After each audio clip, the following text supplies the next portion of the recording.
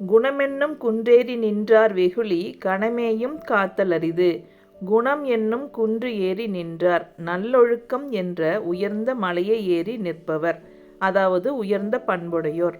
வெகுளி கோபம். கணமேயும் காத்தல் அரிது, ஒரு கணம் கூட வைத்திருக்க முடியாது. அதாவது உயர்ந்த குணநலங்கள் கொண்ட பெரியோர் கோபத்தை ஒரு கணம் கூட மனதில் வைத்திருக்க முடியாது. அவர்களுக்கு கோபம் வந்தாலும் உடனே மறைந்துவிடும். குணம் என்னும் குன்று என்பது உயர்ந்த பண்பு, ஒழுக்கம், அறிவு ஆகியவற்றை குறிக்கும். அந்த உயர்ந்த நிலையை அடைந்த சான்றோர்கள் கோபம் வந்தாலும் அதை உடனே தணித்து விடுவார்கள். அவர்கள் மனம் அமைதியானது. கோபம் அவர்களிடம் நீண்ட நேரம் தங்காது. கோபம் வருவது இயல்பு, ஆனால் அதை கட்டுப்படுத்துவதுதான் உண்மையான மேன்மை.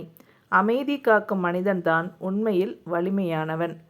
கோபம் பிடித்தவன் பலவீனன், கோபத்தை விட்டவன்தான் பலவான் என்று திருவள்ளுவர் கூறுகிறார்.